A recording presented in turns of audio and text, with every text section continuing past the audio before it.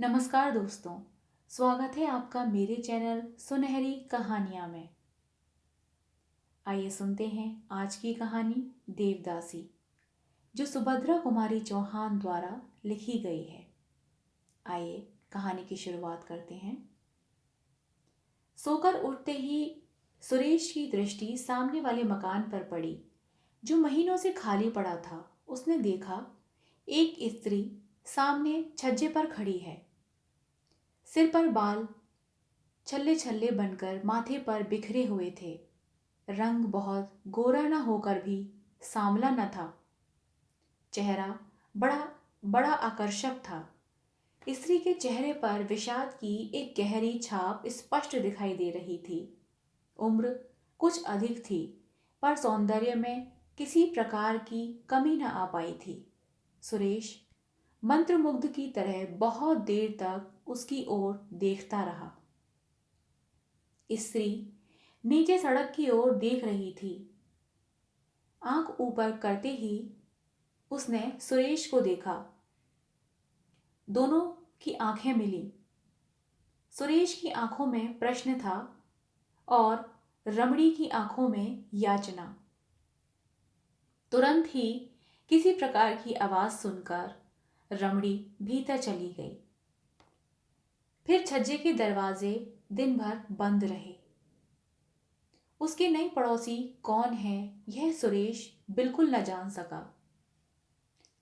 शाम को सुरेश घूमने चला गया। वह लौटा तो 11:30 बज रहे थे। सामने वाले मकान में अब भी प्रकाश था। सुरेश एक आराम कुर्सी पर लेट गया। एकाएक वह बड़ी ही मधुर संगीत की लहर ने आकर उसकी सारी शिथिलता को दूर कर दिया। वह उठकर बाहर आया।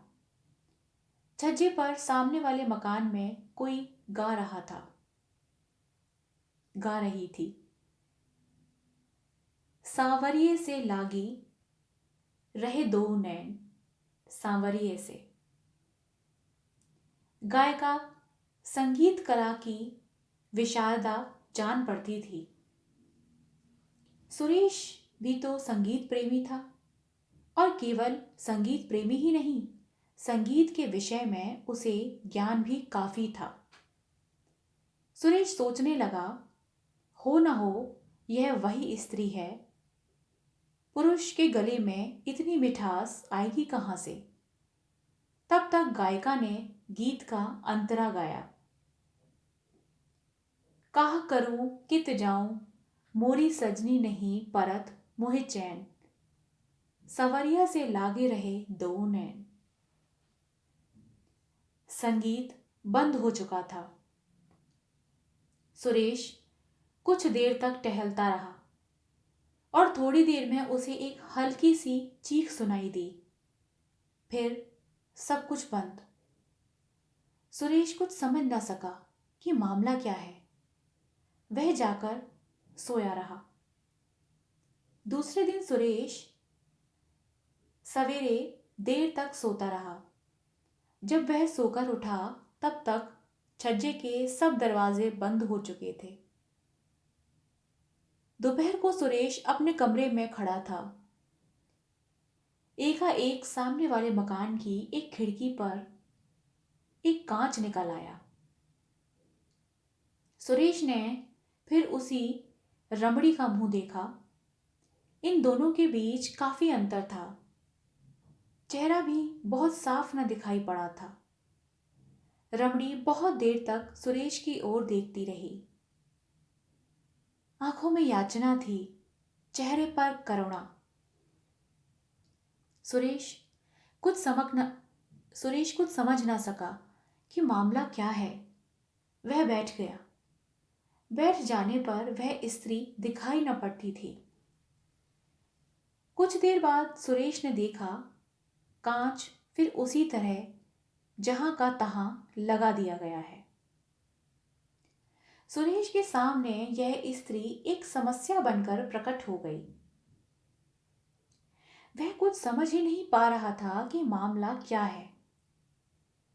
रमणी न तो कुलवधू सी जान पड़ती थी, न निर्लज्ज वेश्या ही। वह सुरेश की ओर देखती थी जरूर, पर वासना की लपट उन आंखों में नहीं थी। उन आंखों में विषाद के साथ याचना जरूर साफ साफ दिखाई पड़ती थी।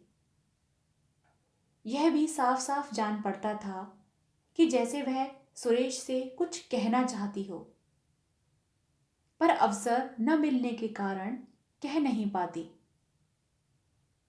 सारे दिन सुरेश इन्हीं गुत्थियों में उलझा रहा और शाम होते ही घूमने चला गया। सुरेश ने सोचा, दूसरों की चिंता में क्यों अपना समय बर्बाद करे। उसने अपने जी को बहुत समझाना चाहा, किंतु पहेली के रूप में वह स्त्री बार बार उसके नेत्रों के सामने आ जाती थी। सुरेश बहुत रात गए घर लौटा। सोने की तैयारी कर रहा था कि सामने वाले छत पर उसे कुछ बातचीत सुनाई पड़ी। रात की नीरवता में सुरेश ने साफ साफ सुना, कोई कह रहा था, तो तुम सीता सती हो, बस यही, या उस मंदिर में भी जहां हजारों को रिझाने के लिए तुम्हें नाचना और गाना पड़ता था। सीता सती न होकर भी मैं दुराचारणी नहीं हूं। सुरेश ने सुना, स्वर रमणी का था, और आपकी बात मुझे किसी तरह भी मंजूर नहीं। यदि आपने मेरे ऊपर अपनी ताकत आजमाई तो मैं चिल्लाऊंगी। रमणी तेजी के साथ बाहर छज्जे पर निकल आई। अपनी छत पर खड़ा सुरेश बैठ गया। रमणी के साथ साथ उससे बातचीत करने वाला युवक भी बाहर आ गया। स्वर कुछ धीमा करके बोला, प्रतिमा, तुम्हें हम समझाते आ रहे हैं, तुम्हारे साथ किसी प्रकार का जुल्म नहीं करते। हम जानते हैं तुम कुलवधू नहीं हो। नाचने गाने का तुम्हारा पेशा है। एक नहीं, अनेक पुरुषों से तुम्हारा संसर्ग रह चुका होगा। फिर हमारे साथ, जिसे तुमने अपने मीठे और मधुर स्वर से उन्मत्त बना दिया है, तुम्हारा व्यवहार ऐसा क्यों है? प्रतिमा बोली, मीठे और मधुर व्यवहार का यह अर्थ कदापि नहीं होता नरेंद्र बाबू कि हम आपको अपना शरीर अर्पण कर दें। फिर मेरा यह शरीर तो देवता को अर्पित हो चुका है। मैं देवदासी हूं, मुझसे वह बात ना होगी। नरेंद्र एक व्यंग की हंसी हंसता हुआ बोला, ओह, तो तुम अभी तक सती हो, यही ना? और वह पुजारी जिसके पीछे पीछे तुम। प्रतिमा बात काटते हुए बोली, बस बस, रहने दीजिए। आप पुजारी जी का नाम न लीजिए। वे मेरे पिता के तुल्य हैं। वे बहुत सीधे हैं। अगर वे सीधे न होते तो आप मुझे वहां से धोखा देकर ला भी न सकते थे। नरेंद्र का नशा इस समय जोर पर था। वह क्रोध से बोला, मैंने उन्हें धोखा दिया है या तुमने मुझे उल्लू बनाना चाहा? साफ साफ कहो, क्या तुम्हारी खुद की इच्छा न थी मेरे साथ घूमने चलने की? प्रतिमा बोली, घूमने जाना दूसरी बात है और घूमने के बहाने भाग जाना दूसरी बात है। आपने पुजारी जी से नहीं कहा था कि शाम होने से पहले लौट आएंगे? क्या आपने पुजारी जी से नहीं कहा था कि शाम होने से पहले लौट आएंगे? नरेंद्र, ओहो, इतनी भोली तो न बनो। तुम नहीं जानती थी कि हम लोगों ने घूमने की बात क्यों की है? तुम बड़ी चीज हो। तुम बड़ी नीच भी हो। सब कुछ तुम्हारे ही कारण हुआ है और तुम अब मुझे बेवकूफ बनाना चाहती हो। प्रतिमा, यदि मुझे मालूम होता कि घूमने के बहाने आप मुझे भगा ले आएंगे तो मैं आप लोगों के साथ कभी ना आती। झूठ बोलते हुए तुम्हें लज्जा नहीं आती? किसी दूसरे से आंख लड़ गई है यह क्यों नहीं कहती? बेहया कहीं की, कहकर नरेंद्र गुस्से से छत पर टहलने लगा। प्रतिमा ने कहा, आपका व्यवहार मेरे साथ बहुत उद्दंड होता जा रहा है। मैं इसकी आदी नहीं हूं। उद्दंड व्यवहार इसको कहते हैं। कहते हुए नरेंद्र ने एक तमाचा कसकर प्रतिमा को लगा दिया। प्रतिमा चीख पड़ी। कमरे से नरेंद्र के साथ ही अन्य युवक बाहर निकल आए। उनमें से एक बोला, यार नरेंद्र छोड़ो भी, तुम क्यों इसके पीछे पड़े हो? नरेंद्र बोला, पीछे पड़ने की तो कोई बात ही नहीं है। तुम जानते हो हम लोग 1 महीने से इसी के पीछे रुपया पैसा और समय बर्बाद कर रहे हैं। कुछ मेरा अकेला अनुमान भी नहीं, तुम्हारा सभी मित्रों का अनुमान था कि यह हम लोगों के साथ भाग जाना चाहती है। तभी तो हम लोगों ने इसे वहां से निकाला था। नहीं तो औरतों को भगाना कोई हमारा पेशा थोड़ी है। अनुमान गलत भी हो सकता है, एक तीसरे ने कहा, जिसे अनायास ही प्रतिमा से कुछ सहानुभूति सी हो गई थी। तुम लोग बेवकूफ बन सकते हो पर मैं ना बनूंगा। मैं अभी इसे सीधे किए देता हूं। ऐसा कहते हुए नरेंद्र ने प्रतिमा के पास आकर कहा, यह रोना किसे सुना रही हो? अब कोई तुम्हारे नखरे को देखकर धोखा नहीं खा सकता। तुम्हारी जात ही ऐसी होती है। उल्लू फांस कर रखने में तुम लोग अपनी विजय समझते हो, पर हम वह उल्लू नहीं हैं कि फंस जाएं। पहले तुम्हें फंसा लेंगे, बाद में हम फंसेंगे। प्रतिमा ने कहा, ठीक है, आपकी कैद मैं हूं, जो चाहे आप कर सकते हैं। पर मैंने आप लोगों को पढ़ा लिखा सभ्य पुरुष समझा था। मैं क्या जानती थी कि पुरुष के रूप में आप राक्षस हैं। हम राक्षस हैं। नरेंद्र ने दूसरा तमाचा प्रतिमा को जड़ दिया। और तुम देवी हो, बदजात कहीं की।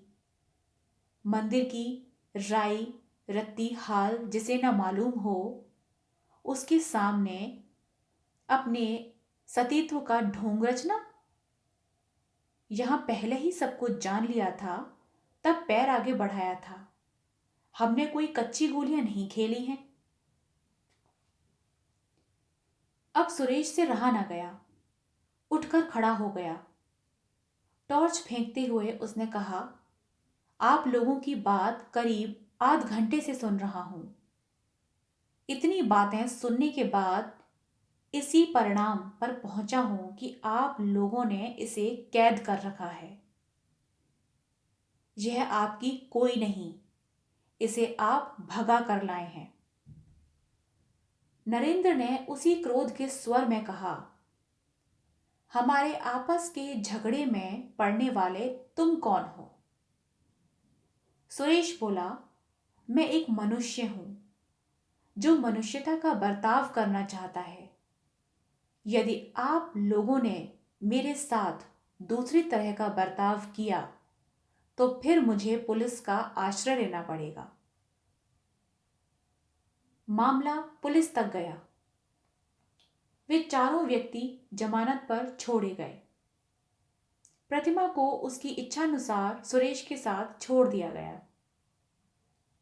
सुरेश उसे उसके मंदिर के पास पहुंचा देना चाहता था, परंतु प्रतिमा उसी रात में बीमार हो गई। और लगातार 1 महीने तक बीमार रही। बीमारी से अच्छे होने के बाद अस्पताल से लौटकर प्रतिमा सुरेश की अतिथि हुई। एक दिन सुरेश बोला, अब आपको मंदिर पहुंचाना पड़ेगा, किंतु आपने अब तक यह नहीं बताया कि आप इन लोगों के चुंगल में कैसे फंसी।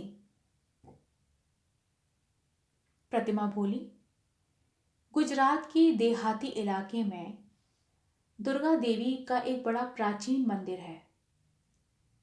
मंदिर से लगी हुई बहुत सी जायदाद है, जिसकी सालाना आमदनी 20-30 हजार के करीब होती है।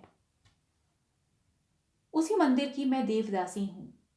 माता पिता ने मन्नत मांगी थी कि यदि संतान होगी तो कन्या। संतान देवता की भेंट चढ़ा देंगे। मैं उनकी दूसरी संतान हूँ। 5 वर्ष की आयु में वे मुझे मंदिर छोड़ आए थे। मंदिर के बहुत से ट्रस्टी हैं और एक प्रधान पुजारी, और कई पुजारी हैं।